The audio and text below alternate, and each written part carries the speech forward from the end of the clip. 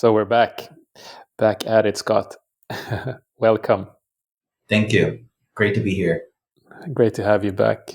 You were the last guest of my podcast last year, and it was a special time. I had just started to prepare or setting up the Dreamers Cove retreat the same day because it was kicking off. And we didn't mention actually, but my father passed away as well at exact that moment. It was like 2 hours before our podcast. So there was a lot going on. And after that, I just had to go under the radar. And I felt that we had very much good things going on in our discussions. And I remember asking you in the end of my podcast, like, what are like the main themes coming up? Like, can you mention one of them?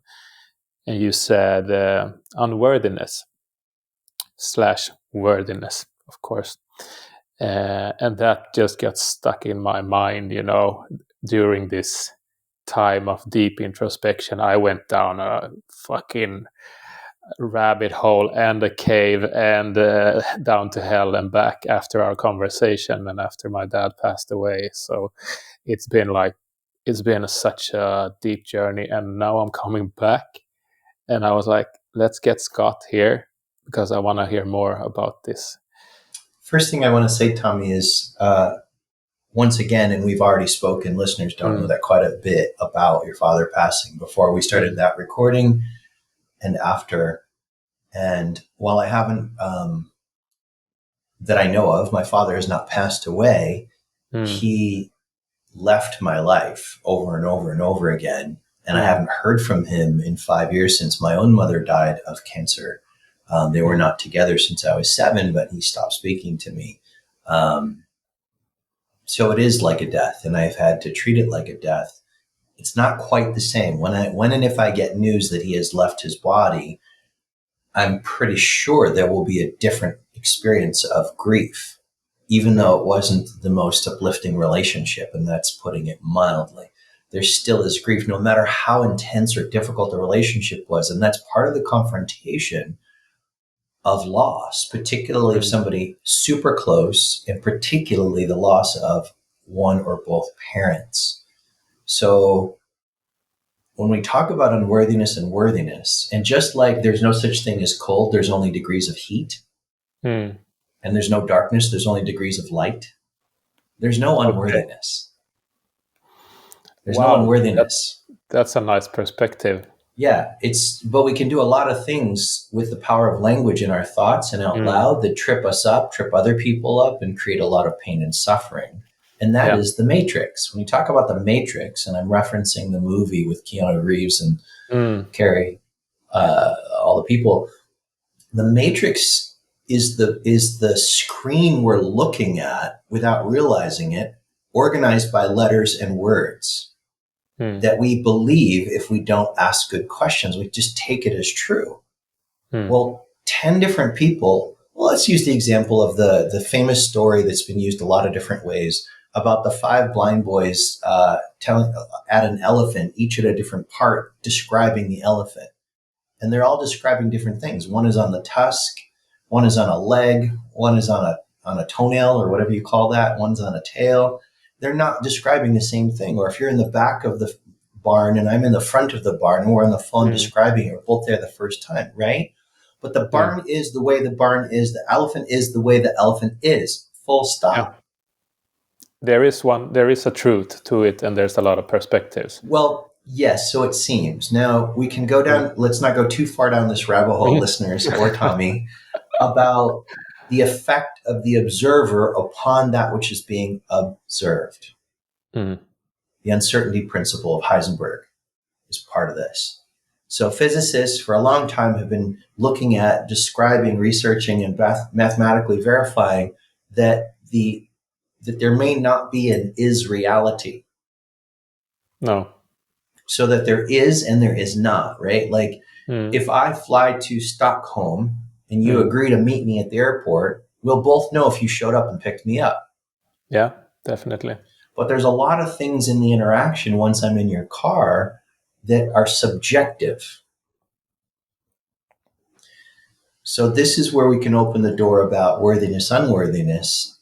And the way I'm tying it to the loss of a parent is like, well, this is where we learned so much, where we inherited patterns of how we breathe, how we gesture and make shapes with our body, how we perceive and make meaning of what comes in through the senses.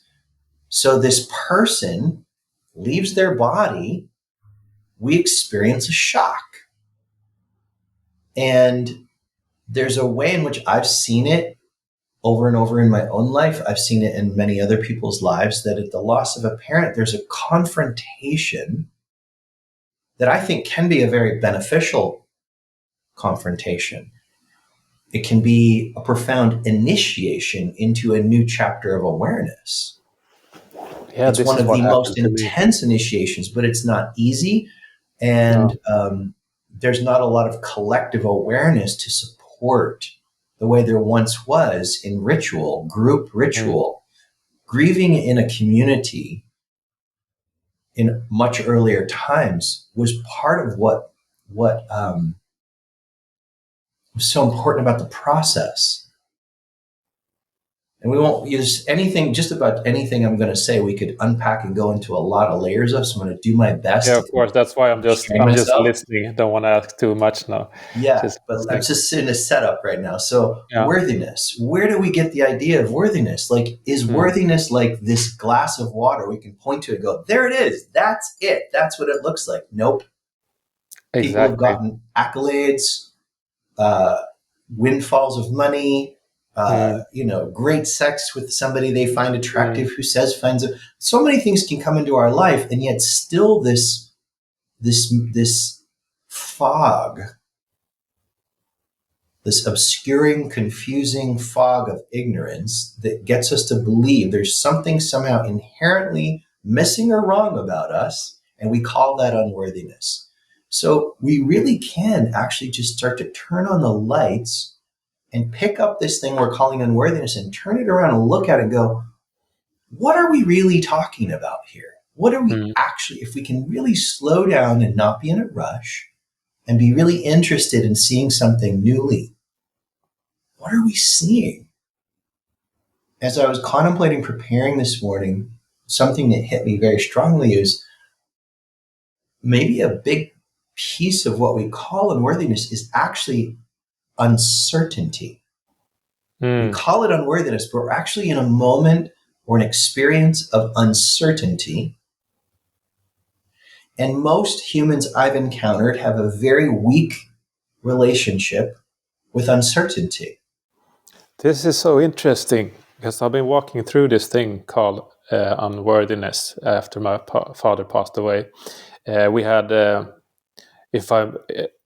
gonna talk through this too now a little bit, not too much. But when he died, he passed away. Something happened energetically, like there was some kind of initiation that started. Like, boom, this is what you need to learn from him and from him leaving. I don't know how it's connected. Maybe it's how it passed on to me from him, or how he made me look at life, in what perspective to use in life. So it was like, you need to go through these things, because you can't go on. You can't go on living with these perspectives on life. So that's where this like initiation started, some kind of journey that took me like far, far down to like hell and back, with also with this thing called worthiness. And at the same time, pause for a second, Tommy. I want to actually ask you a question, because you've mentioned it twice, and I think the listeners might find this helpful too. We could just pass over, it took me to hell and back. But that doesn't actually tell us what happened. That tells us how your ego made meaning of what you were experiencing. But what you were actually experiencing may have actually been beneficial, even though there were sensations of discomfort. So what was actually happening? That's a good question, because like going to hell is for me like going into my deepest core, where I haven't been traveling so much or looking at, because everything is gold. So hell is gold actually for me. It has a sensation of being a real mess of shit, but it's Well, actually even like, well, pause right there. So it yeah, has a sensation of being a real mess of shit. So like, yeah, may I actually, as mm, though we're in a session, coach you a little bit? Is that okay? definitely, yeah, Okay. So sure, just deepen your breath through the whole body. And anybody who's listening, who's feeling yourself activated, meaning you're feeling some intense sensation that's or uncomfortable sensation, just slowing down the breath, deepening the inhales, really fill the lungs all the way to the bottom, and just letting the body soften as the exhales happen, and letting the exhales slow down a bit more, just breathing into where is this region of the discomfort. And I just want to encourage you that these regions of discomfort are actually pockets of the same creative power that creates galaxies and universes. And it's just bound energy. It's just bound somewhere in the body. So how do I meet these places in my body compassionately rather than react in the old way? Oh no, something is wrong because I'm having a sensation that's more intense than what I'm familiar with. And as we slow things down, then we can start to inquire and see something new, see something useful. So what do we mean, Tommy, when we say a mess of shit? What are we actually experiencing? What are you actually experiencing that the ego is so quick to give names to, like hell or mm. shit? What is It's actually going on? for me, it's been uncertainty, uh, fear of the unknown, and feeling the loss of control. So Bam. those are like the main words. Yeah. So fear. So Mm, fear. What is fear? If we just slow down, and what I'm really guiding here is a combination of contemplation, which means the ability to hold some question or something in my awareness in a spacious mood so that I can see more than what I've yet seen or what my attention has allowed me to see. That's contemplation, revealing, letting it reveal new things to me. And inquiry, asking really good questions in a firm but loving way, asking really good questions to my assumptions so that I can see something more, so I can continue to grow. So it's just curious. And we all do this. I do this in my own way where I do it. We experience a sensation of intensity in reaction to something we're perceiving or thinking. And so you're describing fear. Well, what is fear? If we inquire, what is fear? Fear is the idea that something bad is up ahead. So I'm literally projecting something bad is up ahead without realizing it. Well, where am I projecting that from?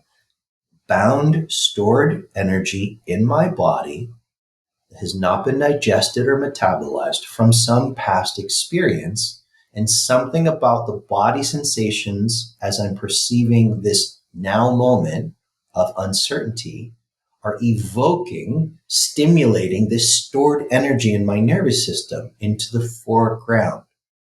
If I don't know this is happening, I assume something bad is about to happen. I tense up, my breathing slows or shortens. I might only breathing in the top of my chest, which feeds anxiety. So I'm not thinking clearly. I'm in the older part of the brain, fight, flight, or freeze. So what good am I able to bring to the moment? What resources do I have? Very little in that moment. I'm actually not even present as a me yet. I'm present only as my past experiences of conditioning. So what does that evoke, Tommy? well, like what comes up to me immediately is the way of looking at things that are happening. Like, what's my way of looking at life? Like, this is actually like, how are you looking at life, and what's actually happening in you is happening for you. But the reaction from my body is this is happening to you, and this is like now you're in for some shit, and that's how my Yes. body reacts, and that's how I speak, but afterwards I feel the same thing. Damn, I should have just been quiet, like, and not being so, like, not reacting so much, But do because you I hear could have do saved you hear so much. in listeners, do you hear, and we all do this, so Tommy's Mm, just playing a role for all of us kindly and mm, compassionately. yeah. So send him your extra love right now, because it's Mm, not easy to play the role of every person, so to speak. mm, And the experience of it, it's like, oh, I'm afraid. This is too much. I don't know mm. what to do. Something bad is going to happen. Oh no, oh no, oh no. And we feel, how old do you feel? And when you're really in the feeling, how old do you feel, give or take? How old? Yeah. How old do you feel when you're really in Well, this feeling? it's What's the like I'm a age? kid. I'm a kid. I'm a helpless kid. How old of a kid though? Seven, Give or take. seven, 7. 5, Take a deep 7. breath into the 7 with real love, like he was your child. Yeah. So when you were 7, your dad would have been how old? Mom as well, give or take. Wow, you're making it tough here. Just 40, guess. 47. Okay. 42, 42. So, and likely they weren't enlightened like most of our parents. No. So Mm, if you imagine having a child, small child, Tommy, and you're out of the house, maybe you're walking down the street, you're not holding the child's hand, and the child moves in a way that indicates to your nervous system they're about to be in danger. They're going to run out in the road. They haven't run out in the road, but they look or move in a way, gesture in a way, and your whole system tenses up and freaks out, and you grab them quickly by the wrist and pull them close to protect them, natural protective instinct. The mm. child's nervous system registers each of those types of moments, even before the child has language, before the child has words. This is how the child is being conditioned and molded. Their capacity for attention, the attentional mechanism, is being shaped how to perceive life and how to respond based on what it's Mm. downloading off of the parents and any other people that are closest nervous system, not even necessarily Oh, verbal. yeah. So there Mm, are many things we can experience. mm, We don't know why we're experiencing them. So to begin with this, again, softening the body, mm. like you're opening a tightly closed fist with your imagination throughout Yeah. the whole body. Slowing the breath, the exhales slows the thinking stream down. Deepening the inhales to feed fresh oxygen.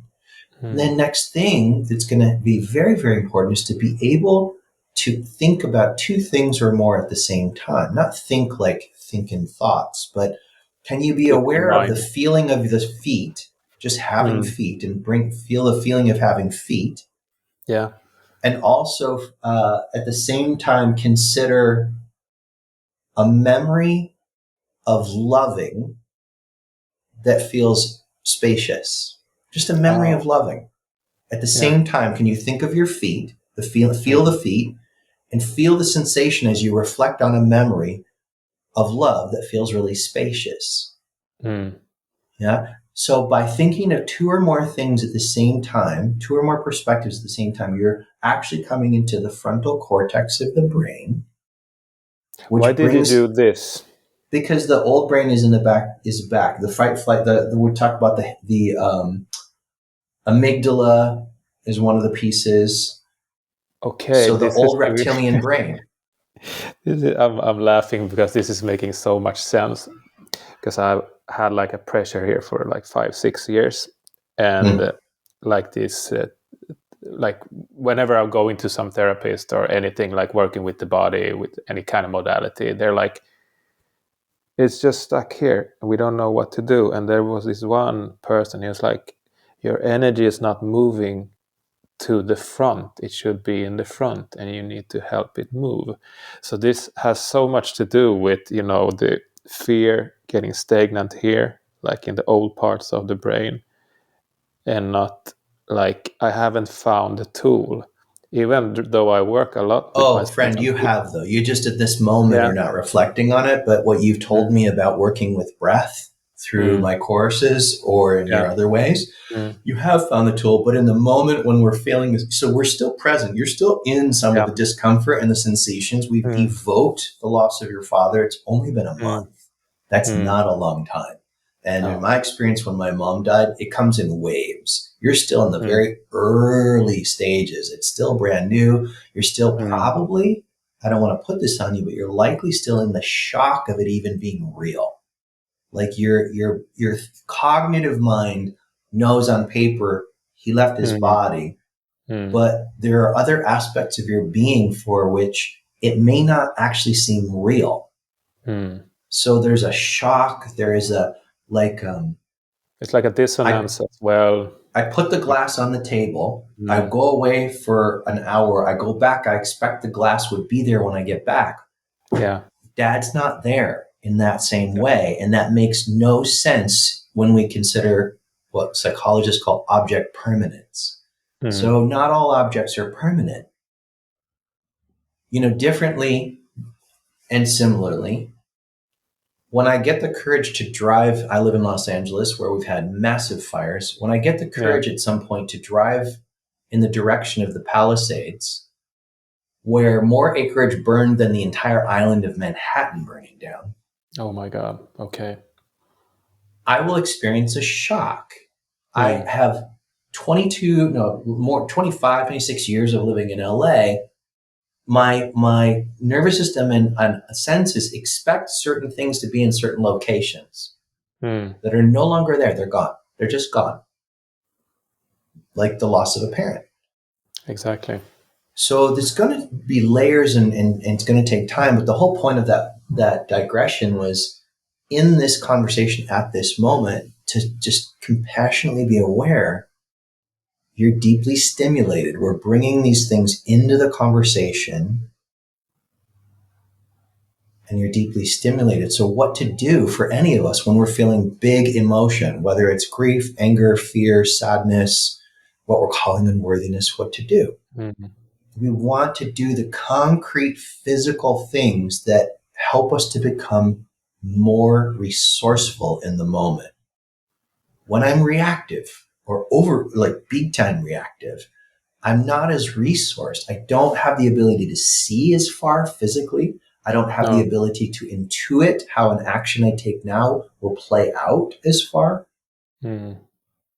Now, this fight, flight, freeze has its benefits in skillful moments, like when I almost had to evacuate for the nearby fire in the Hollywood Hills. Mm.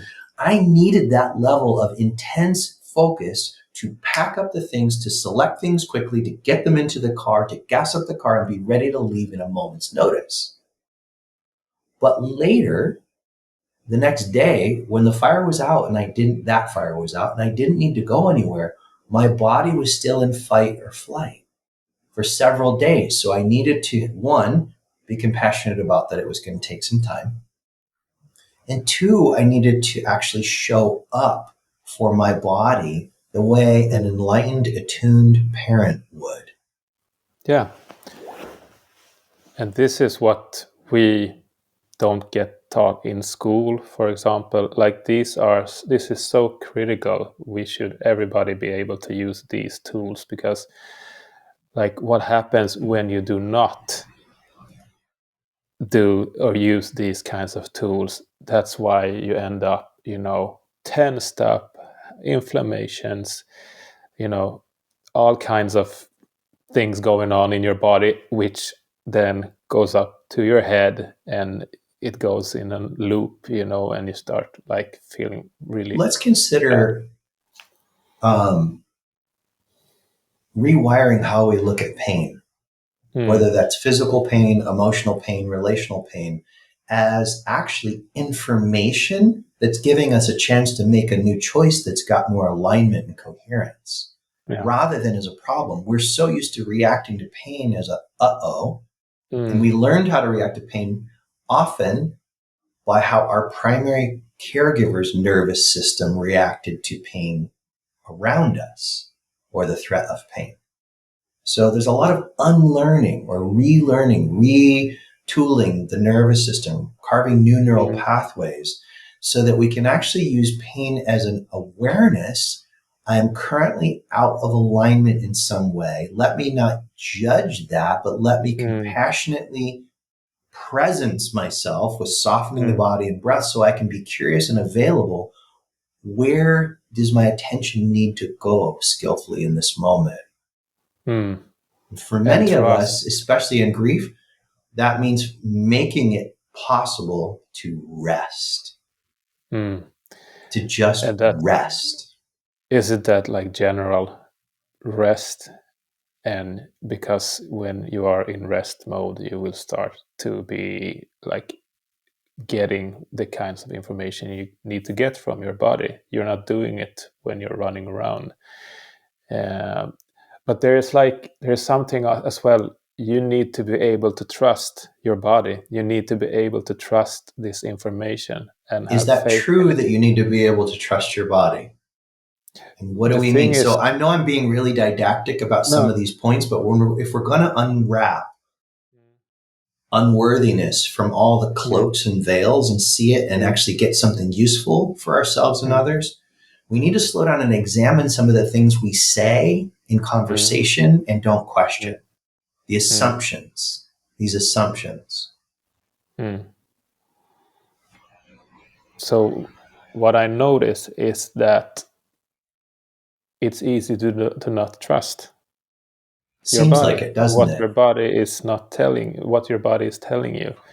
You, like, there are so many out there, including me back in the days, who are trusting anything externally rather than my body that was But talking. Are we really even? We say we're trusting it externally. Maybe we're just giving the externals attention, meaning what somebody else's opinion of me is, what somebody else says I should do with my money, what the mechanic says I should do with my car. Yeah, or what the doctor is telling me to do, or what is wrong with me. Like, I need to go to another person telling me, and it's usually wrong. It's not another, they don't use other kinds of terms. It's something is wrong with you.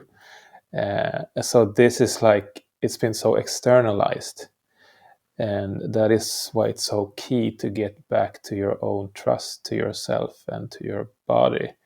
And to sense into what does this mean if we go beyond concepts, conceptual, a lot of what people who come to me discover, especially in the private mentoring work, is that we've been believing in things and projecting onto other people in the world, and particularly those we're in closer relationship with, things that just aren't true, that aren't useful, and minimally, they're just not workable for feeling fulfilled in life. So this unworthiness, just to keep, I want to bring it back because that's what we told people we're going to focus on, this unworthiness. Part. Yeah, and the uncertainty, but the unworthiness, like, a lot of this comes back in my research to our attachment patterns, how we formed or didn't form healthy ways of attaching and forming relationships. So, attachment research says there are 4 basic patterns of attachment styles until we do some inner work. The preferred is secure attachment. We forge secure attachments with healthy people. Yeah. And that's a smaller percentage of the world. And then there are people who have an insecure, anxious attachment. So those are often folks who had a parent who was abandoning in some way, physically, emotionally, or mentally. Maybe not even meaning to be abandoning, but it's just the net impact was feeling uncertain consistently that this person was going to leave or completely be unavailable energetically and emotionally. So there's this insecurity. And when the anxious, insecure attachment person meets somebody extraordinary and starts to maybe date or fall in love, the closer it gets, the more anxious they become because they are unconsciously waiting to be abandoned or rejected. Because that's what the nervous system is holding that's not yet digested from the past. Now, another style is often with people who had an intrusive parent, always getting up in their business And that person can have and there's other ways too, but that's the main way. And so those people have what's called a dismissive is one of the Mm. words, or avoidant. Avoidant, So, yeah, that's the most so that common. person may be the one. Let's say she's the one. I know you date women. Uh, Mm. I'm correct, yeah. Yeah. Yeah. So some beautiful, wonderful woman, she selects you, and she makes it obvious that she's interested in you, Mm. and you reciprocate, and you show up, and you start, showing your feelings, and then she backs up, and she keeps backing up because she's Mm. still got this attachment wound that anybody close to her is going to be invasive. So she unconsciously, maybe somewhat consciously, backs up and distances, and it's so confusing. And often Mm. the anxious, insecure, and the avoidant get together. They attract each other over and over and over Bingo. again. I've been the avoidant, and I've been seeing the anxious ones. But just to get back to this father story for like a couple of minutes, I I got to meet like a wonderful girl at the same time, like came from nowhere. I'm like, wow. And we started seeing each other, and then we were like, okay, so like we need to be very clear, and we need to be very pure with this, because we can see our patterns. Either we do as we've done before, or we actually start having a little bit fun with it and being curious and starting to talk about it. So she was the anxious one, and I was the avoidant one. And the avoidant one, I was like, in the beginning, I tried to fulfill her, because I knew she was anxious otherwise, and not in a bad way. It's just like, it was not like she was crying for stuff or begging for things. It was just like the energetical part of me sensed that she had the anxious part. So I tried to be there for her, and try to like being very convenient with her. And by that, things started to break down. My washing machine broke down. My dishwasher broke down. My car broke down. I would call a friend. I'm like, what the hell is happening? He's kind of intuitive. He's like, you're in a new project with work and a girl you're dating. Are you being truthful? If not, you're breaking down.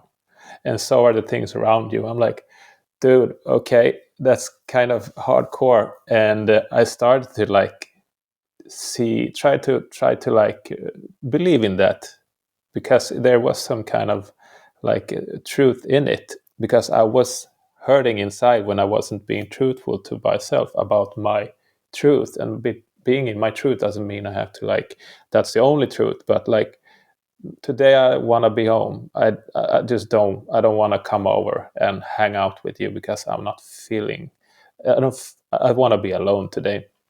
Back before, I just went. I'm like, of course, I'm gonna be there. But this time I noticed, like, when I started to adjust these small changes, I didn't have to be avoidant. I didn't have to run off because I promised too much. I was like, okay, I'm still standing here and I can commit. The difference is I'm listening to myself. Like, And you're telling the truth, and I'm you're telling the beginning truth. to speak up and ask for what Yeah. you actually want, even if that person or circumstance may not be the one that can fulfill it. You're at least No. connecting more. Mm. What's true? What do I really want? Mm. And what am I really willing to show up for when I'm not trying to grasp or avoid? So, this is Mm. our first principle that's getting articulated about growing into the sense of worthiness. Because when I Mm. know who I am, and I don't Mm. mean know who I am in terms of on paper, like my degrees or my bank No. balance. I mean, really know energetically more of who and what I am. And like feeling who I Then am. it's right. And Mm. orienting from there, even when it's difficult, when the ego is Mm. fighting, then I'm not going to say yes to people who need saving, to No. have them close in my. I'm just not. They maybe Mm. can become a client if they're willing to do the work, but they're Mm. not going to be a close friend or a lover or family of choice. Partner, exactly. It's Mm. just not, I'm going to have the lucidity. But if I'm not clear about this in my nervous system and in my attentional mechanism, I'm going to keep finding myself in the same relationship over and over again Mm. with different people, playing the same role? Am I playing the role of the victim, the hero, or the villain? And they're all three the villain. I'm sorry, the victim. All three are the victim. The villain, the hero, or the victim. So sounds like in your life, you've often played the role of the hero. Yeah, I've been the hero, but still the victim at the same time. Well, that's what gets you to do the avoidant behavior, right? Yeah, It's yeah, like, exactly. if I'm not telling the Exactly right. truth, I'm gonna do the thing I need to do to help you to not feel disappointed in me, which is more about me than it is about helping you. Yeah. And then if I feel that I can't do that, or you're not demonstrating to me that I am your hero, which is how I'm getting my sense of belonging and worth falsely, then I'm going to start avoiding you. Exactly. And myself. It's So about what avoiding. do we got so far? We've got, number one, an ongoing regular practice of learning how to relax and soften the body, even in the face of uncertainty. And with that, breathing deeply and consistently and slowly. Yeah. Thinking of two or more things at the same time that I can put attention on brings me into the executive functioning of the frontal cortex.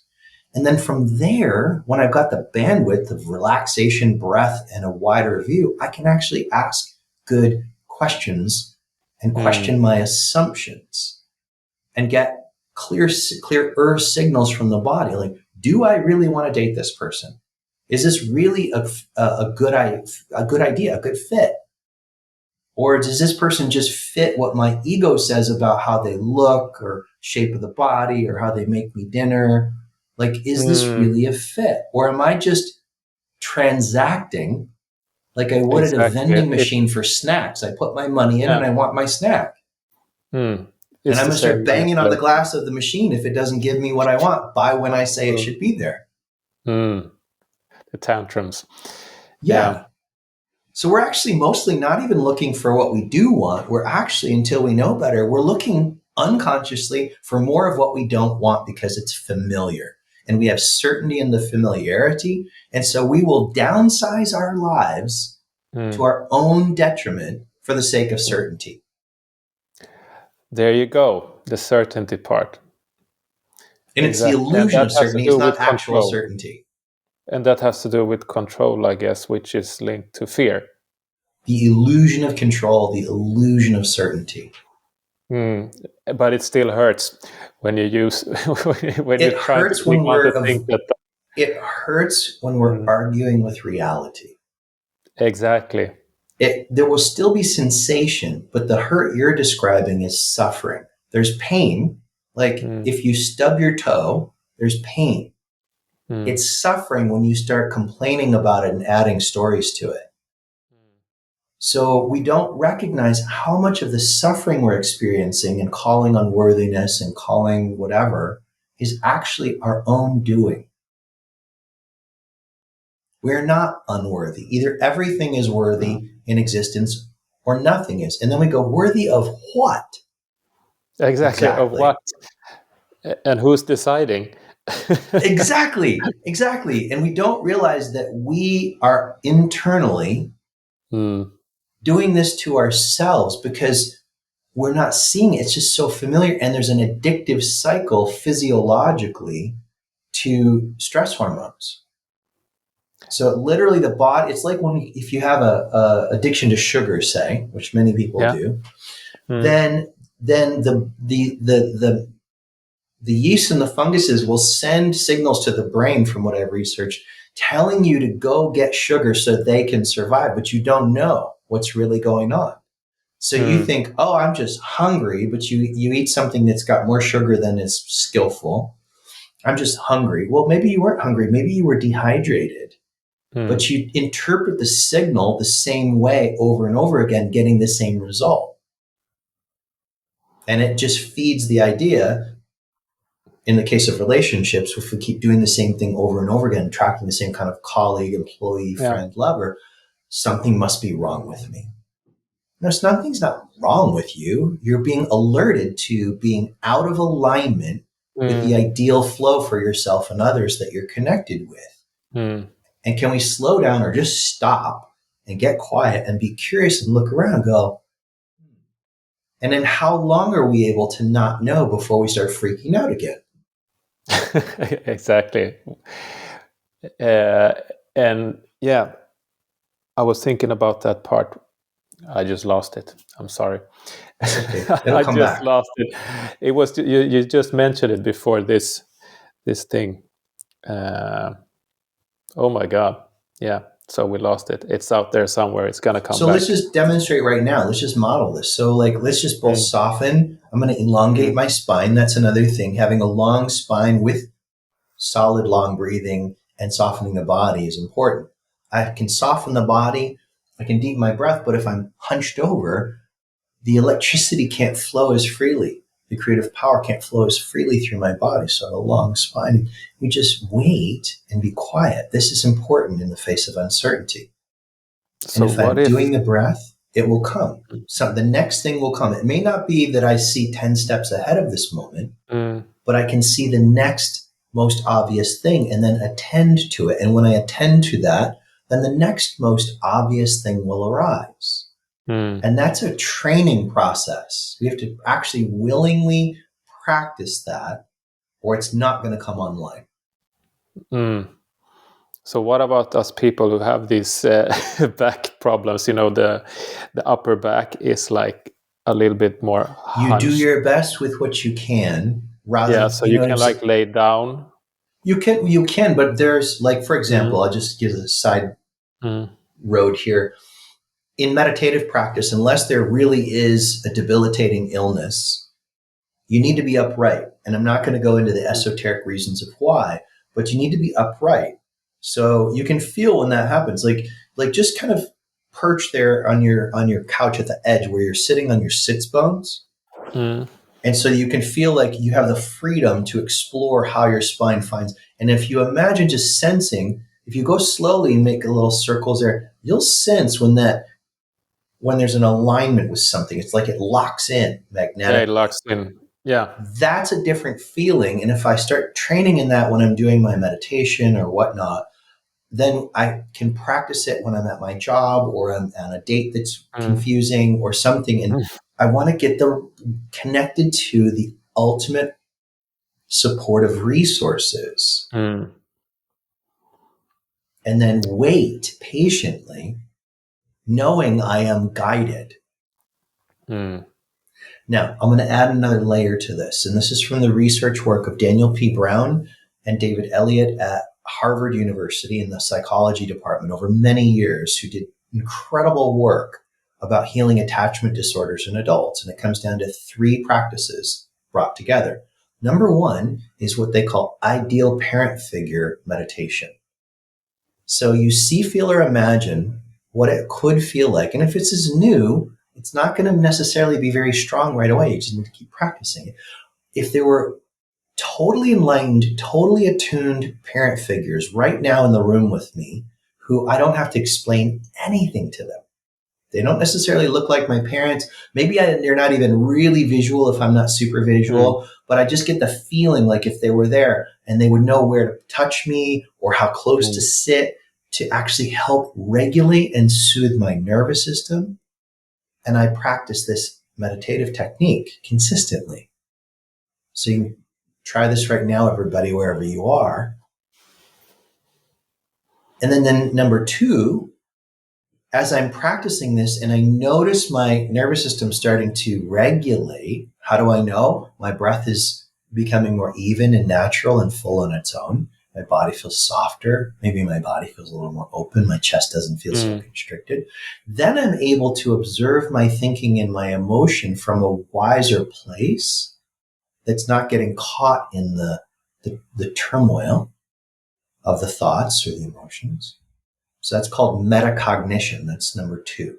Developing greater metacognition, the ability to observe my own thinking without getting pulled into it and observe my own emotion.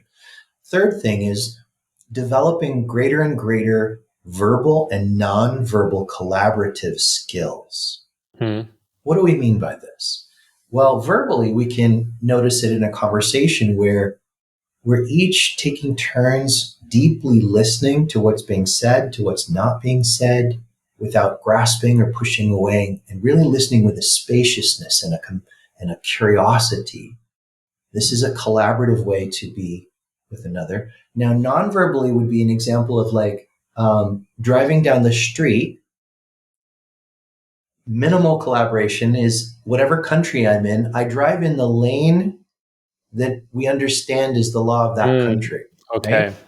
So in my Unspoken. country of the United States, we were trained as little children, at least I was in the 70s in kindergarten, that you walk on the same side of a hallway or a sidewalk as you drive on the road. And then people can orient, and large numbers of people can coexist fairly peacefully if we do this.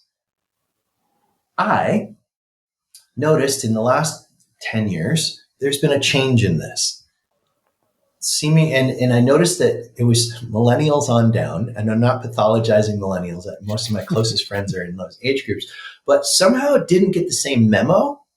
And so, example, walking into my Equinox gym here in LA, there are two sets of glass doors, like one door next to each other. Yeah. One to go in, one to go out. People will often just walk through the one that's most convenient and walk at you, and then give you a dirty look if you don't get out of the way. Well, I was trained, I'm going to go in the right door and you go in out the left door. That's it. It's just very simple, and it just works really, really well. So I used to fight that energetically and emotionally and kind of give people a look back and just kind of stand there. That is not collaborative. No. And I'm going to tease this out a little further because people could be like, well, don't you have good boundaries? Yes. But I've learned here at 53, through the school of hard knocks, that coming at people with hostility who are doing something other than what I would like is not going to increase better behavior. Oh. What it is going to increase is their defenses, their hostility, their protective mechanisms. They're going to go into the fight, flight, freeze where they're not able to see as much, and maybe a fight will ensue. So developing greater nonverbal collaboration is to begin to be able to flow with all the elements as I move through a space, to flow. Like Tai Chi, or if you imagine like trying to hit a cork in water. It's an old Taoist example. Try and hit a cork that's floating in water. It can't. You can't because it would just yield without losing any of its own power. So I can flow and flex without giving up any power when somebody's walking at me. So these three things: ideal parent figure meditation, developing greater metacognition, and greater verbal and nonverbal collaborative skills, they've shown over and over again through research, heals attachment disturbances. Okay. And maybe this sounds a little controversial. Their research, it's quite a thick volume of research, has shown they actually were able to heal personality disorders over time with these pillars. By healing the attachment disturbances, they were healing things like narcissistic personality disorder, borderline personality disorder, and other things. It was like my jaw was on the floor when I read this. Wow. And yet it makes so much sense. So we're coming back to the origins of where this body learned the false ideas of unworthiness and how to respond when we experience a shock or some degree of pain or discomfort emotionally. Emotion only lasts seconds, maybe a couple minutes at most. After that, it's thought. Emotion, biologically, is meant to alert an animal body to something and adjust behavior. And then it's moved on from, but we as humans have these language capacities that we don't use well. We use them for our own suffering. Yeah. And instead of moving on, like getting the correction and adjusting. So in the moment, I'm walking in that right door, glass door of the Equinox to go into the gym. Somebody's walking at me. I can just simply back up, become generous, and hold the door and smile. Yeah. Yeah. I feel better. They feel better. Right. Exactly. So this is an option. This is an option. And it's a whole different energetic, and it's putting different energy in motion that we're all going to experience later. And I don't think you leave any tensions, because it feels like as soon as you choose the opposite as you do, like getting into this battles or whatever happens, if Battles you of if you will. choose to walk straight at him.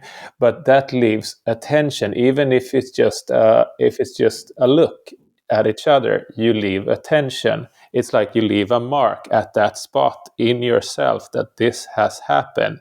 It's And like also in you're this building up physical something. place, in that Yeah. physical location, a Mm. mountain, a store, a gym, we're Mm. leaving an energy in that spot also Exactly. that other people are going to have to experience. Yes, that's what I've been sensing. And universe is kind of cool in that way. You will probably meet that person 10 minutes later or 1 month later at a party or at a funeral or in the grocery store, Or at and a you're like, job interview and it's the at a person job interviewing interview. Yeah, you. you're gonna be like, fuck, I knew it. Like that has happened to me so many times that after some years I was like, okay, I better choose the other way, the flowy way, the Tai Chi way. But it's not always easy because your body is kind of used to Programmed. reacting, programmed to react in another way. Like this Yeah. is the way, and my way is the way, and blah blah blah blah blah blah, yada So yada. if you All want to those old make a lot stories. of growth Mm. in spiritual development, pay attention to your conduct. Mm. Pay attention to your conduct. Like, Yeah. how am I showing up with other humans, animals, and the environment? Mm. And would I want that done to me or to the people I care most about? And Just a see what's simple happening beginning. in your world. See what's happening in your reality. Is stuff often happening to you, like for you actually, but do you feel like stuff is happening to you, like people are being like this, people are being like that, etc.? Maybe there is something you need to remember or look, inwards and see, And like, that's the are you victim being blinded? position. Yeah. Something's happening to me. Oh, why is this Mm. happening to me? Da da da da da da. I mean, my Mm. car's at the shop right now. Mm. Several months ago, after I got back from a very powerful energetic program over a weekend Okay. in Denver, Cool. within 4 days, I Mm. got in a terrible car accident. My car was pushed No, 45 again. degrees. No. This was the same No, one. this is. Oh, Same okay, one. good. You're a bad driver, dude. But like, I could have gone into the place. Yeah. What's wrong with me? My life is Mm. messed up. How could this Mm. happen? Maybe the energy program I went to was really BS Mm. and I shouldn't have done it. Mm. Or I could go, this happened. I Mm. can't take it back. How am I Mm. going to meet this moment? Mm. How am I going to meet this moment? How am I going to interact with the other driver, the tow truck?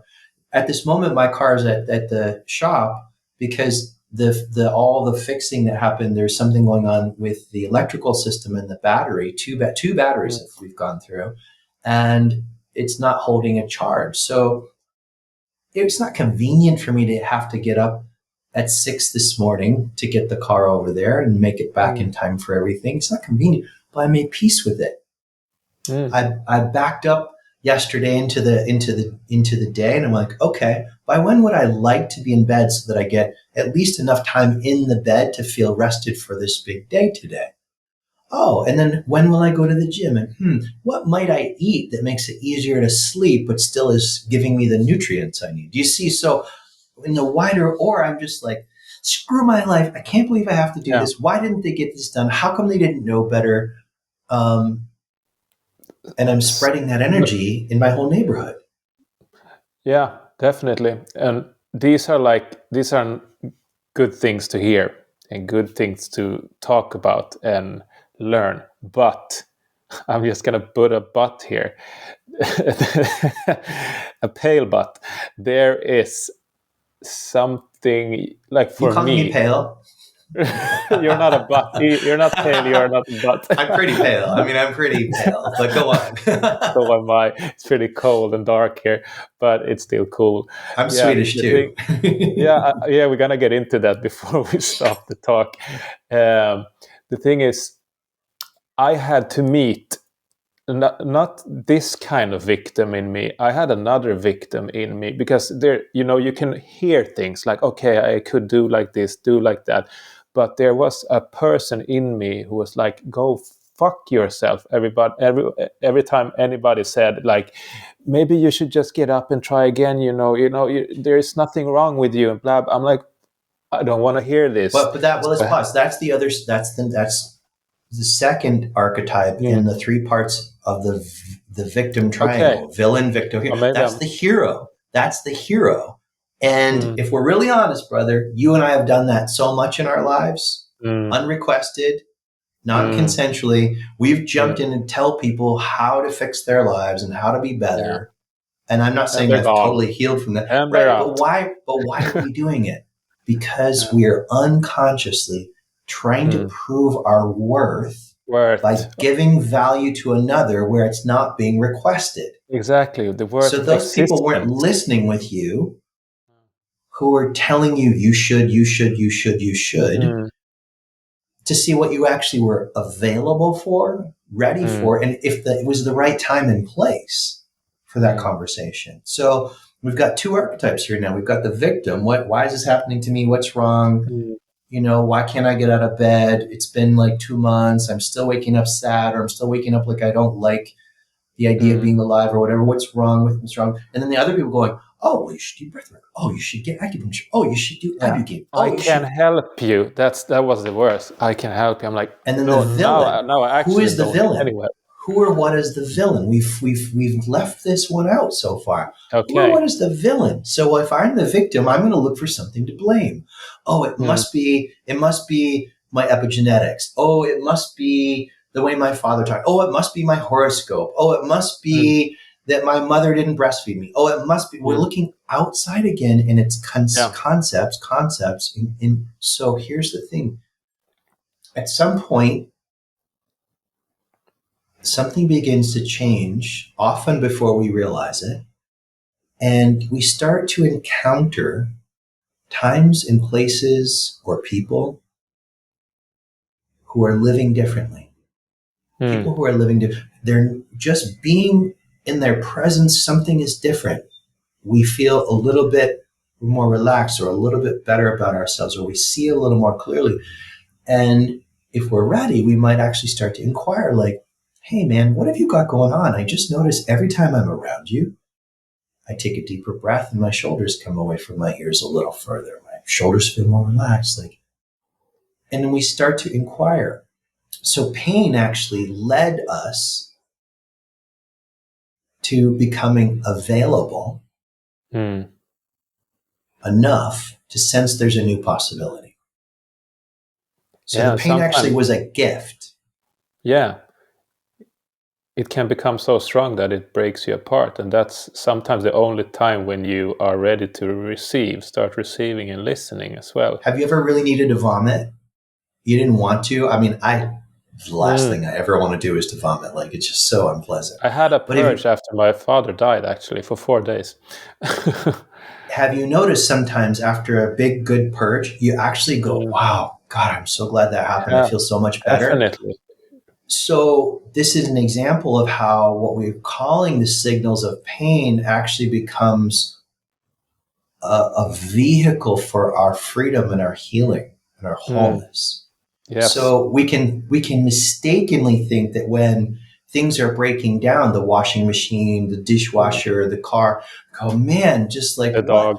But what if when you take the car in, you end up sitting next to somebody in the waiting area who has a piece of information about some aspect of your business that you couldn't find anywhere, and they had it and they knew it, and it was like a totally important happening that the weaver of life sorted things out. If you hadn't had that car thing and gone in, you wouldn't have met that person.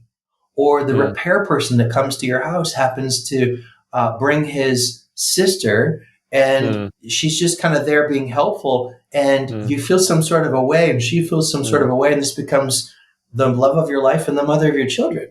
Yeah, exactly. You never know.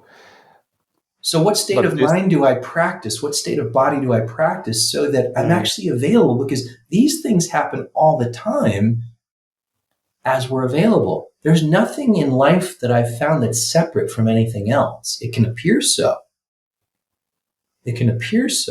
So when I say I'm unworthy, if I say I'm unworthy, then everyone else is too, because we're not This separate. is we need to like pause here. This is so important because like the listeners and viewers need to think about this, like worthiness, unworthiness, levels of it. Like if you actually look into it, there is no such thing. Like there is no such thing. Like I hope people who listens and watches this actually like really feels this, because that's a total illusion that you are carrying yourself and you're comparing yourself to try to like evoke that feeling of like you're being downgraded or you're being better than someone else. It's like you're looking for stuff outside you can compare to We're looking through telling that yourself. matrix again of Yeah. concepts as opposed to looking directly at what's happening. Yeah, sorry, I didn't want to interrupt you, but it's just such an important thing to like actually, when the light bulb goes on, like turns on, Yeah. you're like, holy shit, that's actually true. Oh my And God, it there has to is. go on usually, at least for me, maybe I'm a slow learner Mm. in some areas, but it happens many times sometimes. Let me go, oh man, Yeah. again? You go, okay. Mm. Let me not make myself Mm. wrong.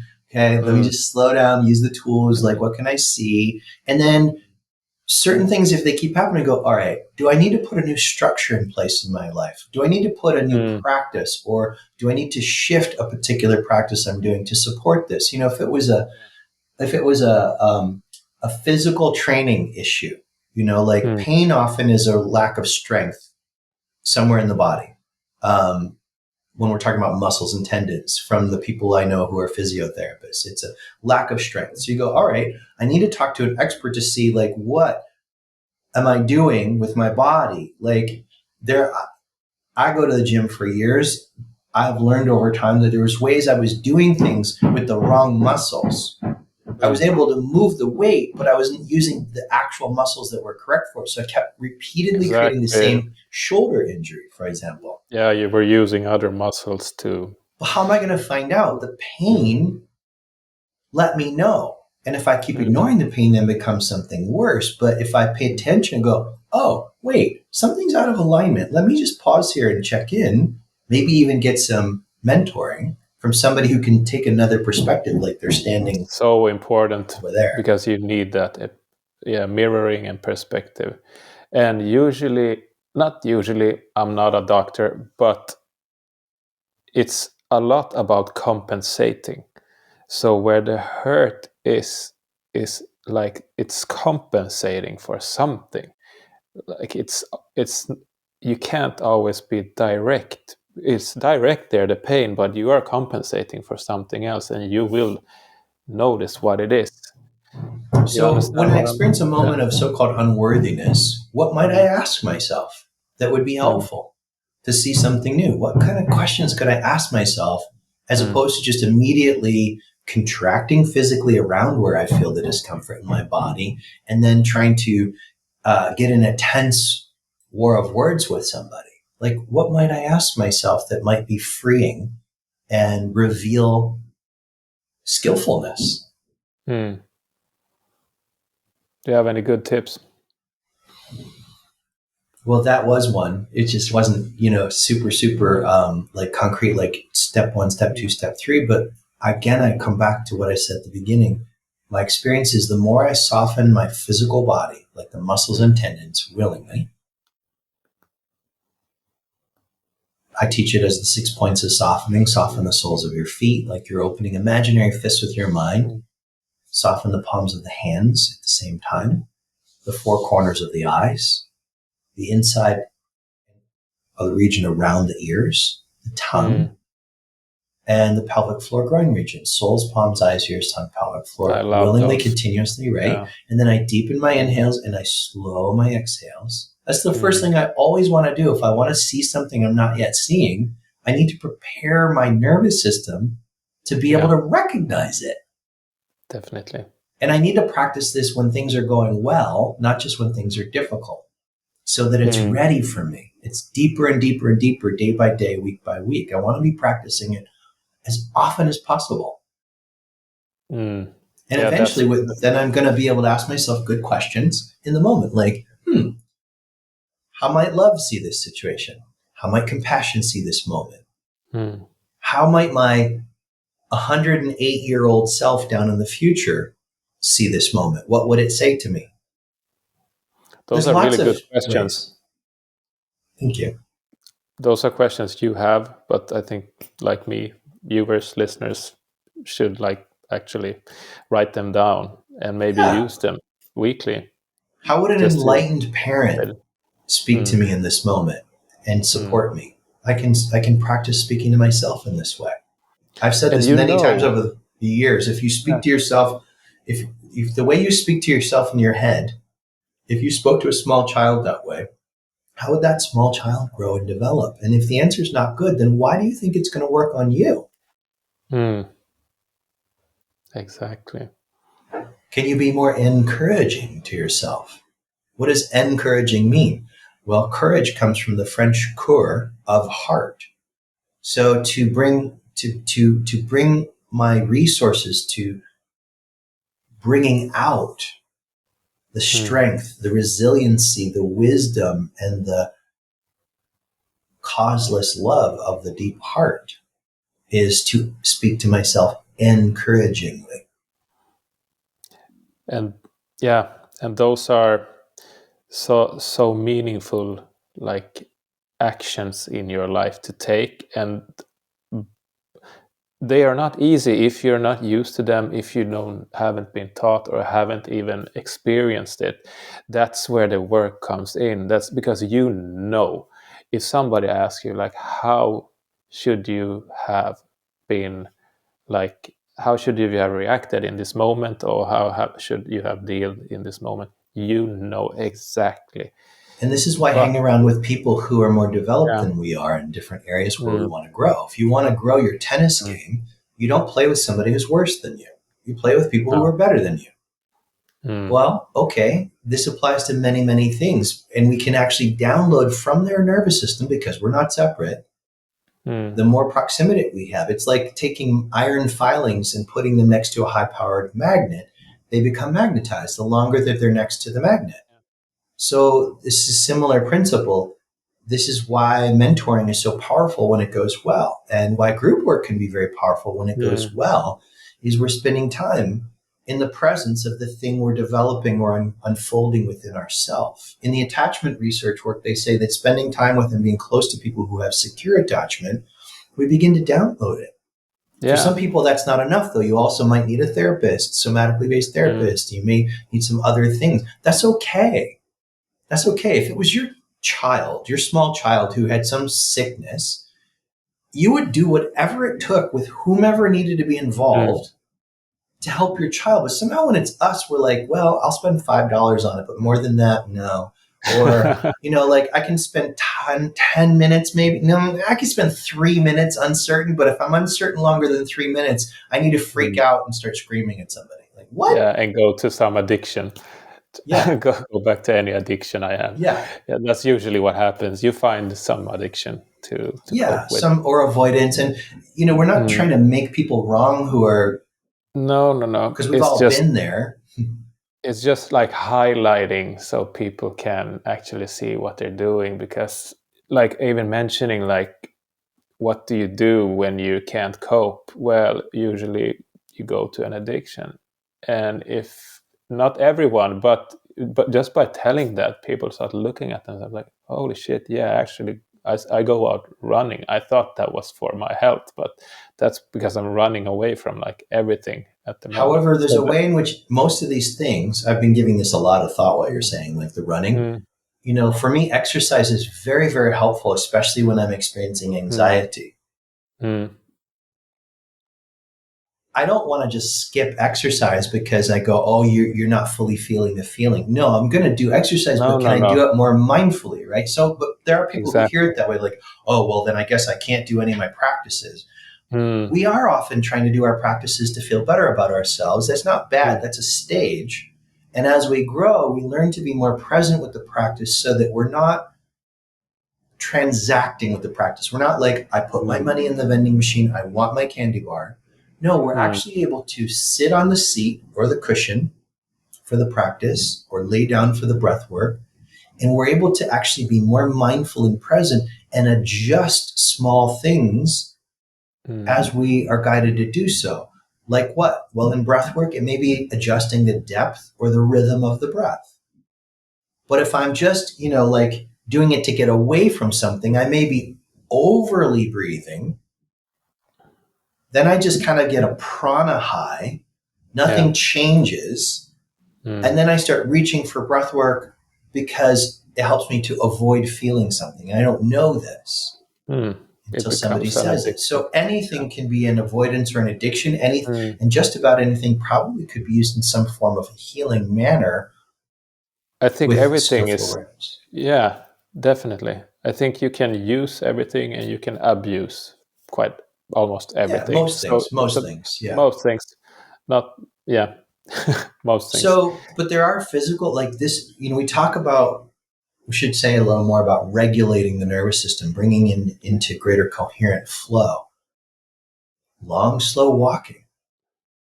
Long, slow diaphragmatic breathing. Dancing. Are just a few of the things that we can do if we choose to use them mindfully that can help us. So if I'm going to go for the long, slow walk to regulate my system before I respond to the email or to the voice note, can I feel my feet physically in my shoes touching the ground with each step? Can I feel the breath in my body? These activities of mind and attention are going to bring greater coherence to my thinking and my perception. Lifting heavy weights with alignment within what I can lift, right? I have to be aware of alignment of my body, my breathing, where I am in space, because if I'm around other people, I don't want to, bump into somebody or drop a weight on their foot. So there's multiple points of awareness. And in these multiple points of awareness, once again, I'm coming out of the fight or flight, the old brain, into the executive functioning of the frontal cortex, where I can see and be aware of more. And it's just about regular practice. In the so-called hustle of trying to survive or get ahead in life, it becomes a very expensive endeavor if we're not really present with everything that's happening. If I don't have time, people go, I don't have time to meditate for 10 minutes a day. And then the funny advice that's often given, and it's true, is, well, then you need to meditate for an hour. If you don't have time to meditate for 10, 20 minutes, you need to meditate for an hour to transform your system, to see the life you're living is not sustainable. You're living in an illusion that's just going to end in suffering. But we start where we are. It's not about doing everything that I'm doing in my day. I mean, I just did a 3-day online retreat, many, many, many hours of practice in silence all weekend. Somebody who's never sat for an ounce of meditation, that would probably make them run screaming from their cushion. So it's not about doing what somebody else is doing exactly the way they're doing. It's going, what do I have? What can I do? In this moment, what do I have? And what can I do? And I start there. And as my nervous system relaxes, then I can see more that I can do or experience or perceive differently or skillfully. That is so important. What can I do? Not what should I do? There's a big difference there too. Like what you're capable of doing. What can I do? What should I do? That's something you're trying some. Then you're like grasping or pulling. So those are like words. It's very important how you actually use them, and there is a really big difference in like doing something at all. How you can in the world of shadow work, what's called shadow work or parts work. There are 3 types of shadows. There's projections, introjections, and split ego states. I'm not going to talk about split ego states right now, but I will talk about projection and introjection. Projection is like oh, Tommy's not really interested in what I have to say. And why do you say that about Tommy? Well, he's looking out the window when I talk to him. Maybe I don't realize that Tommy, this is actually me right now. I look away to open up my inner hearing often. Mm. But if somebody doesn't know that, they think I'm not interested in them. That's a projection. Oh, Tommy's Yeah. not interested. Introjection. What's an introjection? These shoulds. I should know better. I should know better. Where did I learn that?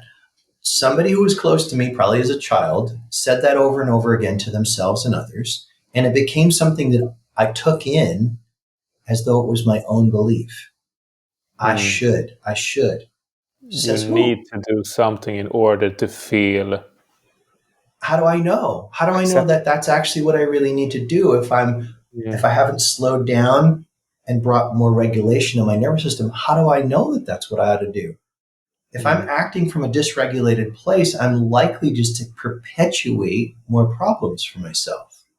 Yeah, you're in expectations and you're Yeah. putting them on yourself and asking yourself, what should I do? It's like a never ending loop story. You can go on and on and on with that. So worthiness. So Mm. worthiness. I Worthiness. want to hear more about the certainty part as well, because you have Yeah. some good theories See about if the there's an certainty. actual question that Yeah, brings that I'm trying out. to get back to like 30 minutes ago when you were talking about worthiness and certainty, and then I interrupted because I have started from nowhere starting to see like videos about certainty when I was working with worthiness. So there is something here. Now I'm being super gooey, but there is something here with certainty and worthiness. Well, what is certainty? Certainty is like, I know where my car keys are where I last put them, Mm, and I want that certainty. mm, So that when I need to leave or leave quickly, I can just grab what I need and go. That's an example of certainty. Certainty is not bad. And what is certainty? The desire for safety and security. When mm, it comes to relationships, which is really where we often talk about unworthiness, whether that's the relationship to our business, as somebody who works for himself, I know that there needs to be a certain amount of money coming in to pay the people that support my work, to pay the bills, to pay the rent, to pay the car bill. And so, in the face of a smaller number in the bank balance, that can trigger anxiety. And I know that, and if I'm in the place of deep anxiety, I'm actually cutting off myself from the flow of abundance. mm. So even though it seems scary and counterintuitive, I actually need to sit down, slow down, do some practices that realign me with the true nature of how abundance flows. Now let's use a different example in the dating situation. Certainty, certainty. I want to know that if I like you, you for sure like me back. Mm. And how am I going to know? Oh, you'll do and say these things consistently. Have I told you what those things are or asked you if you're up for them? No. I just expect that you're going to know that you're going to do these things that will let me know that you really like me. So it's safe enough for me to open up more to you and lean into the relationship. And Mm, if none mm. of that happens, somehow something's wrong with me or something's wrong with you. Oh yeah, exactly. S- So the unworthiness, like taking that thing of belief illusion, that causes a lot of suffering and pain. Is that like that can be the way to codependency? People Can what be the way to pleasing, codependency? like unworthiness, a feeling of unworthiness. In order for you to feel worthy, you start pleasing. You become maybe a Sure. people Yeah, pleaser. that's the hero. Yeah, I'm going to keep using the same thing, so hopefully we yeah, start to make that's sense. good. The victim, the villain, and the hero. So if I'm pleasing, I'm trying to be a hero to you. Mm, I can mm, now, there's another world where I can just do things that I know that support you or that don't trigger your wounds. And I'm doing that consciously, but I'm not doing it to try and make certainty. I'm not no. doing it to try to control outcomes. I'm doing it because I'm clear that that's where the flow is. That's just the Mm, flow. We can actually, and this may sound foreign to some listeners, we can actually grow and awaken to such a degree, and it's not actually a far along awakening, where we sense a feeling of rightness for what action to take, even if the book or the manual doesn't say so. We just know. Mm. Turn left here. Oh, and then we find out by avoiding what Google Maps was directing, and we took that left on our intuition, we avoided a major accident and we're not Mm. late. We were actually early. So this certainty business, this worry for certainty sets us up to in the victim triangle of villain, victim, and hero. Mm. And often the people who are feeling the most unworthy are doing this behavior of trying to be the hero for other people, whether it's giving physical gifts, giving Mm. money, paying for things to more than is skillful, Or giving wisdom. compliments, wisdom, offering to heal and Yeah. fix people where it's Yeah. not an appropriate circumstance. Mm. You know, like if you are in your relationships, friends, Mm. family, or colleagues, and you're always giving advice, check in with yourself. You're likely trying to feel better about yourself unconsciously by being the Exactly. hero for people. And Mm. you're actually robbing them, and I've done this plenty, we're Mm. robbing them of the ability to come to clarity on their own. So it's not that you stop engaging when somebody shares a pain point with you, but a pain point that somebody shares is not an invitation for coaching. No, and you don't need to tell them this. It's like I usually tell, like, I don't want to give you a story. I would rather you to come up with something that, and we can start talking. Back in the days, I wanted to like tell them, like this and this is like this and that and blah blah blah, and then I create a story for them to hold on to, and that is not good. No No, the bueno. biggest gift I give you, if we're sitting at a cafe and you share Mm. with me that you're having a day of intense pain over the grief of your dad, Mm. the biggest gift I give you first is to bring more coherency through my nervous system while I listen, just simply deepening my breath and softening my body. That makes a resource available in the space that your nervous system can pick up on. It's the principle of entrainment. Entrainment. So two guitars are leaning against a wall, and if I pluck the F string on one guitar, the F string of the neighboring guitar starts to vibrate. It's a resonance. So Mm. there's a lot we can offer without having to say anything. No, exactly. And then I What can, I've if been I'm going getting to a say lot. anything, I go, Tommy, thank you for sharing. It sounds like Mm. that's a lot. It sounds like that's Mm. been very painful and difficult for you. Do you want to be heard, hugged, or helped right now? Mm. What do you need instead of I Well, that's telling you? not, for me, that wasn't a helpful question when my No. mother had just died because it put me Mm. into my thoughts. What do you need? Like, I Mm. don't fucking know what I need right now. I Mm. want to stop the Okay. pain. But if it said to Mm. me, you give me options, do you want to be heard, Okay, yeah, you helped, narrow it or down. hugged? A hug is really obvious. I know if I'm hugging you or not. Mm. Mm. Heard, I know if you're listening, I can feel heard. Mm. Helped, often not so much we need the help, but we give people the option. And then if somebody says, yes, I would like you to help me, go, okay, so let's just both slow our nervous system down, take some deep breaths and listen together. What do you imagine you would be feeling like if you were already helped? What would be Mm. different? What sound might you make? What would your body shape? What gestures would your body, how would your spine be? How would your breath be if you knew you'd already received the help? Mm. And then, see, I still haven't given any advice really. And then you may go, oh, you imagine what it would feel like to feel okay with that you don't feel okay Mm. and to give it room, to give it space. And you Acceptance. go, wow, acceptance. I needed to Mm. bring some acceptance. And I Yes. didn't have to tell you to accept anything. If I had, Mm. when we first sat down at the cafe, I go, well, Tommy, you just need to accept it. He's dead. Ouch. Ouch. That's quite Ouch. nice. Right? We don't do that. We don't do that when we know better. So Mm. that's an example of collaboration that's not inside of the victim triangle of victim, hero, and villain. There's nothing wrong that you're experiencing grief. It's a natural thing in Mm. loss. And for me, who's had some pretty big grief in life, I don't go looking for more like I want it, but it's also been one of the most important, transformative, awakening, uplifting things I've ever experienced because for me, grief actually shows me how much I love. It's a very intense, like a laser of love. It's so intense, so concentrated that anything that's tense feels pain when grief is running. But if I'm able to actually just soften my body and meet the sensations, it actually, I feel more intensity of love. And if I It's can like stay a out of my portal. head and stay out of those thoughts that they should still be here when they're not in the form of the body, and then I can start to engage with my mother as she is now, no longer in a body, and Mm. actively love her now Mm.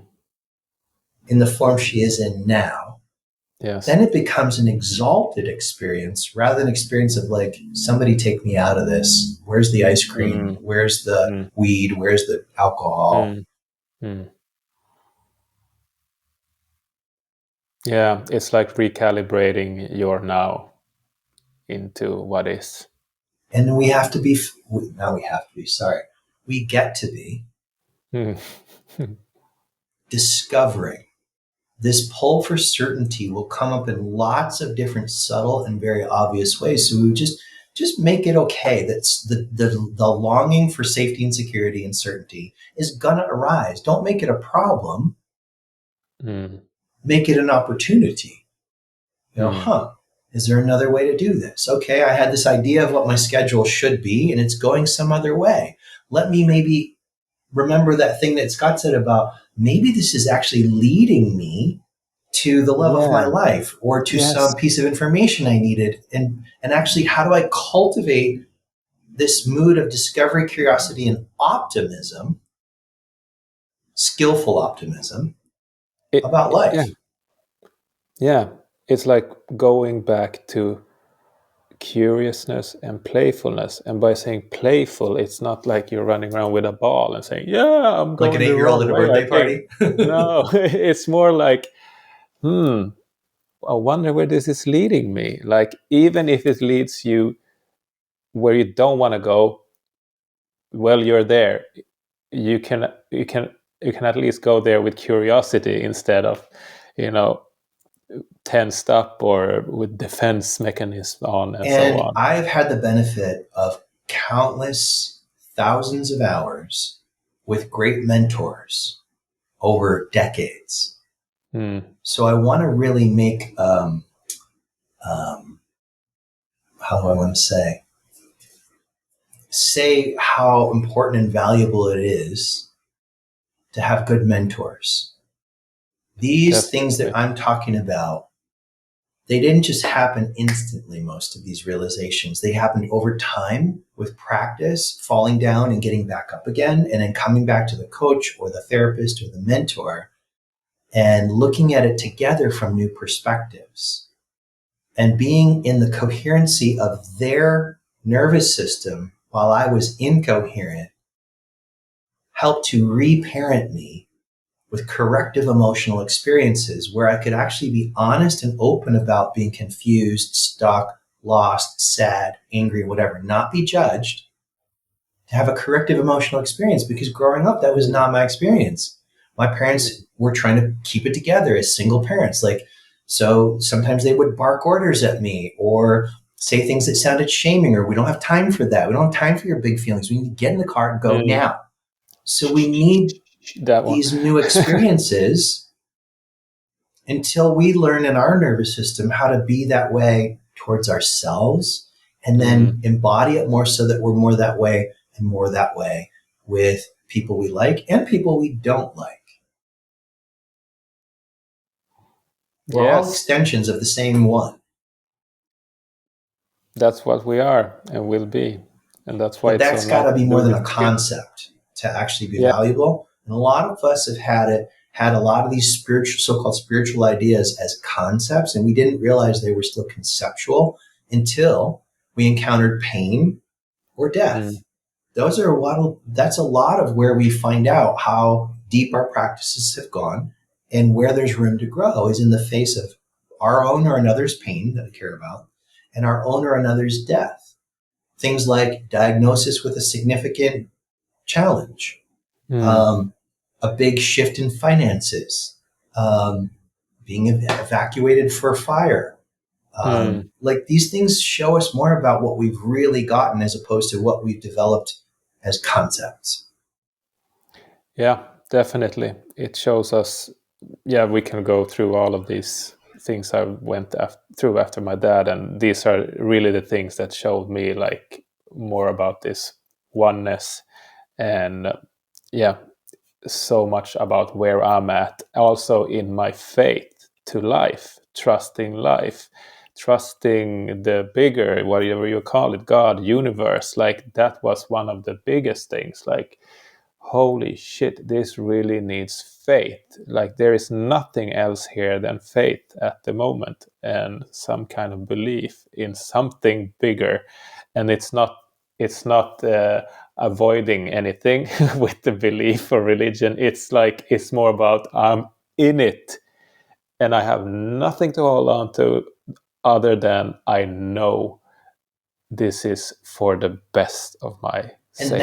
that kind of faith comes through experience Mm, of trying out new behaviors in challenging circumstances and sensing that. It has to be sensed. Like faith cannot be just a no, you concept. can't. You can't read about it. You can read about it, You but it's can. still something. It's something It's you not bad to you read look about at. it. Like autobiographies can be very, very powerful because if the person really did embody that level of faith themselves, then me reading their stories, I can actually get an energetic download and Yeah, transmission. And back to definitely. this You thing about activate the things. car, the washing machine, Mm, and the dishwasher, when I'm in this awareness of faith, when I'm in this greater clarity, when I'm in this feeling more grounded in the body, the breath is free, maybe I end up realizing, you know what? It wasn't the way I first saw it. Like, why is all this happening all at once? What's wrong? Maybe I mm, actually discover something like, previous to this, I was so in my hustle of life. And I mm, see that in each of these cases, there were things that I was actually getting indications about as the different machines were running that would have been invitations to have a service person look at it or to do something differently with my use of that machine that I mm. ignored and moved over because I was so busy with my hustle. Exactly. This is so. This is so. Wow. 1 hour 32 minutes. This is impressive, and I just want to tell everyone who's listening or watching, like, if you're offering these mentoring Yeah, sessions, yeah, right? I do one-on-one Yeah, mentoring. I've at any given moment I can make room for at least one person. Right now, I've got a couple of spots. that's great. As soon as I have money again, I'm going through financial teachings as well. I will get back to you with the Yeah, mentoring because I'm really up for it. It's like, ooh, people need to talk more to you and see, because you are giving perspectives in a way that is so helpful. It's quite clear, and you're communicating in a good way. You're not trying to like walk around the, how do you say in Swedish, you say walk around the, I think it's the hot porch or something. You you see it for what it is, and then you you come with perspectives. And yeah, it is very good. and It's this been call, this podcast that we did today, is actually mm, more than the last one. An example of what happens in the private mentoring sessions. They go an mm, hour. yeah, But people don't have to wait for that. There's a lot that goes on, a lot available in my courses, a tremendous amount of support and mentoring that goes on there. And in my Empowered You membership community, I have 2 mm, live sessions a month with me on Zoom where people can ask their questions. I have a chunk of time. And, we'll put a link, Tommy will put a link. You can get 2 free weeks in that community and test it out, which mm. allows you to be at least one of the live sessions. There's something like 2 years of content archived in there, a different theme each month. Wow, okay. This year, the theme of our year for study and practice is living Mm, from magnetic joy for yourself and for others. And each month, we're working with a theme to unpack that further. This month of February, the theme is the power of your word. So we're looking at how we wow, use okay. our word, where we give Mm, our word, where we keep our word, where mm, we break our word, how we use mm, words and language, and how that affects our nervous system, our businesses and our abundance. So there's lots of ways to work with me that don't require private mentoring if you're not yet ready for one reason or another. That's In fact, I awesome. think it's really beneficial to dip into some of my group work or my courses that are already recorded to get a sense of how I work before jumping right into the mentoring, unless you've just got that clear knowing, oh yes, I need to jump in now. Yeah, I think it's good to look at the like done materials, because when you see what you need to see, what something activates inside you, and then you can just like after that maybe do the mentoring courses. That's Yeah. usually what I do. I get activated, and then I'm like, okay, now I know, and I need to go through and talk about. I I would say if I think was I going to know at least. if I was going to pick a course like the Empowered You membership right now, you get 2 weeks free, and I think it's US currently like $39 a month. It's going to go up another $30 for new people at some point, but right now it's a bargain. That's nothing. There's so much That's what I material in love. there. But Yeah. this Thriving Life Blueprint course that I recorded last year, that people are always joining and signing up for it, it's a very big course that's self-paced with 8 modules that includes breathing practices, somatic practices, working with attachment wounding, and particularly our so-called outer life. Like, Mm. how does a project go from inspiration to completion? What are the Wow. steps? Okay. And where do we get Mm. stuck along the way? And what do we do when we get stuck? So there's practices and tools in there.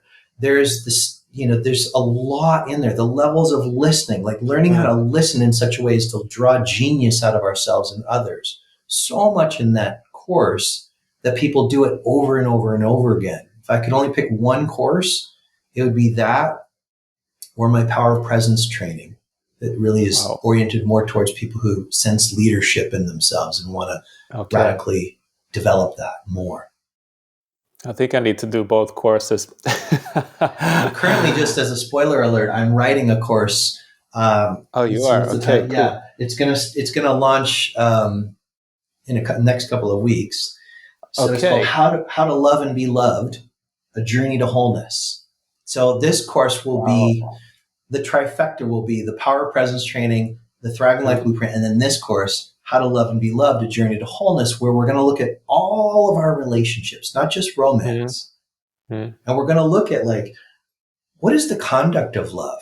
What is love? What are the shadows of love? Mm. And And we'll how be do you doing show different up? energetic Yeah. practices with it and how we Mm. show up. There'll be, things you can Mm. try out in your life to bring more freedom and flow for ourselves and for others. Wow. This is awesome. This is so synchronized. I just jumped into the theme of relating with myself and others and relationships. So I guess I will take this course too.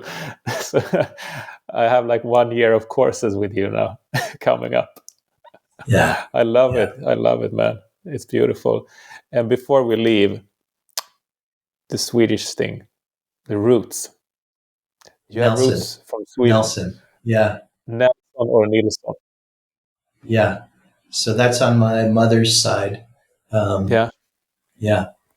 So your mother or grandmother or someone is from Sweden, Somewhere back there. Yeah. I'm or not sure who like actually way came back. over, how far back it was. They, Okay. Like like settlers. settlers in the what we call the Midwest of the United States, where there's a Yeah. lot of Swedish people, Yeah. in North Dakota. So Oh, cool. lefse is very common there. Yeah. Wow, cool. They're still out there hanging around Oh after yeah, all sure, these you years. betcha. Wow. Wow. Okay. Okay, cool. Where did the name Schwenk come from? Is that your That's father? my father's side, and from what I understand, it's German or Bavarian, Yeah, and it it, sounds it very German. means to twist. Oh, well, you are the one twisting, man. You're twisting. That's what you do. You're a Yeah. twister. You're not an alchemist. You're a twister. Okay. That's perfect, man. You So the see, other names we everything is have in there are symbolic. Stafford and McCrary. Yeah. What was the last one? McCrary. McCrary. McCrary. M Is that C C R E A R Y. That's Scotch Irish. Canadian? Scotch Okay, Irish. okay. Okay, cool. You're kind of a mix like me. That's Oh awesome. yeah, Well, now we got the explanation to your Swedish roots. bingo. It's perfect. You need to start practicing the Swedish. Maybe we should take some kind of podcast in the future, Swedish. Maybe. Well, maybe we should have me come to Sweden on the regular and give Yeah, workshops, and then I can learn yeah. Swedish from you. We have some stuff coming up in central of Stockholm. Uh, having things to do with like mental health and all of this stuff that we're talking about with a big collaborator. So we're gonna talk offline about this later on. But there's really stuff happening over here. I'm happy to be involved in it and having people asking me to join. So yeah, I don't know where it's leading me. I'm trusting life and I'm saying thank you. Right on. Yeah, man. Okay, thank you, brother, for not having me for coming back. This is like this is like Well, an we're having old each other. We're engine. having each other We're together. having We're each holding other. space. Yeah, you're holding space for me as well because I'm like an old engine coming online again. Like not be doing podcasting for 1.5 months, going through some stuff, and I'm like, ooh, do I even know how to do this? And now you're here with me doing it. So I'm so grateful for it. Right And we on. did Right it. on. Yeah, yeah, right on. Thank Okay, you. Thank so you for having me. I really appreciate it. You ask great questions. You're a joy to thank be you. around, even when you're having a rough time. Thank you. I appreciate it. I appreciate I'm being actually joyful. Like I'm not pretending. So that's I just know. thank you. Thank Yeah. you very much. Okay, so now we're gonna press stop and then you're gonna hang on for a little while. I know we have Yeah. a session now. So we're gonna say thank you to the viewers and to the listeners and welcome back to another new year of podcasting. And you're gonna, oh, maybe I shouldn't mention it about podcasting. No. Oh, it's okay. It's coming. The Choice to Grow. It's already got one episode recorded. It's not yet Cool. released publicly, but The Choice to Grow, where we look at Love life it. as a choice to grow moment to moment. And I so love it. interviews and dialogues with people from all Mm. over the world who are artists or change makers and leaders. Mm. Yeah. Love it. Looking forward for the release and listening to the podcast. And congratulations for having a podcast. Thank you. Okay. Thank you very much, Scott, and Thank listeners you. and viewers. Bye for Ciao. now.